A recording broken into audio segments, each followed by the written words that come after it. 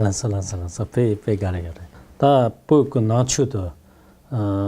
pe na chuk ba ta pe mambo zu ko tane tare te poyor ko tare chu de la cha chimbo da na rene de la cha chimbo zo yore yena nga chu poyor ko tare shium ba chi girgin nan ra ga tane kheba yin nan ra ga khorang chu na te cham zu de poyor ko chu de la thongchin tare ga she ke yo mare te na ngi khong ra tra ina khong dan chuk girgin tare nyan cha chimbore tin dik che gu tang chi gi poyor na yo ni poyor ko na chu de la startang ka se yo tane ngo ngo ne dan poyor ko chu de la lo jong shi ya da na tane nyal len shi ya da na tane dan te so tare sta ka se yo ndo ni to tra shi ki Okay, so first, I definitely agree, and even in my lifetime, and the part of my time that I spent studying Buddhism, I saw a tremendous growth in the study of Tibetan Buddhism, and even myself, I started to study Buddhism in Thailand, and then went to China and encountered Buddhism in China, and studied Chinese Buddhism, and eventually discover deep passion for Indian and Tibetan Buddhism.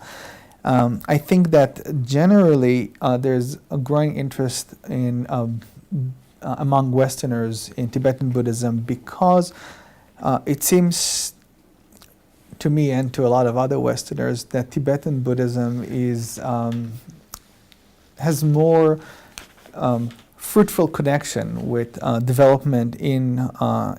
Western philosophy, Western religions, and Western science. For example, the conversation about the nature of the mind that we just had seems to be explored more thoroughly in Indian Buddhism and then later was transformed to Tibet. So there's a lot of modernistic elements that seems to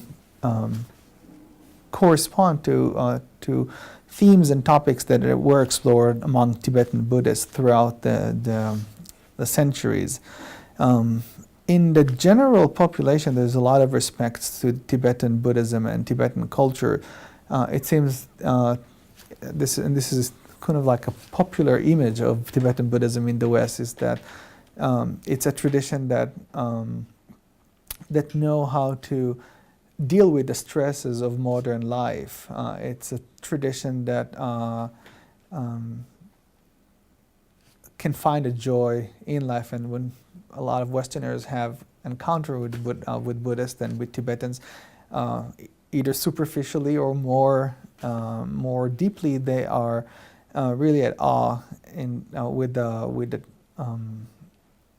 simplicity, kindness, compassion, and happiness that they found among the Tibetans that they come in contact with.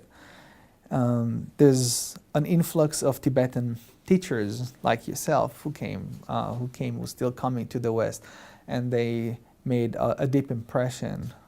on a lot of people. It seemed to me also that part of what happened now with the study of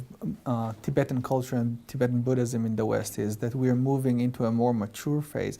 So the earlier decades of interaction were some sort of like a fascination, an idealized vision of what Tibetan Buddhism and Tibetan culture is all about. And I think that we got a skewed picture and more of like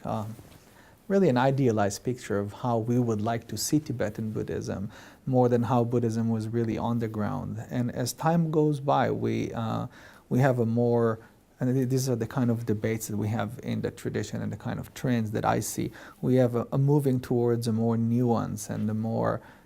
on-the-ground appreciation of Buddhism in Tibet and the way that Buddhism is developed. And part of it is a very intensive effort to translate as many texts as possible. A lot of ethnographical works of people who are going to Tibetan communities and study how either cultural aspects or Buddhist aspects are practiced on the ground.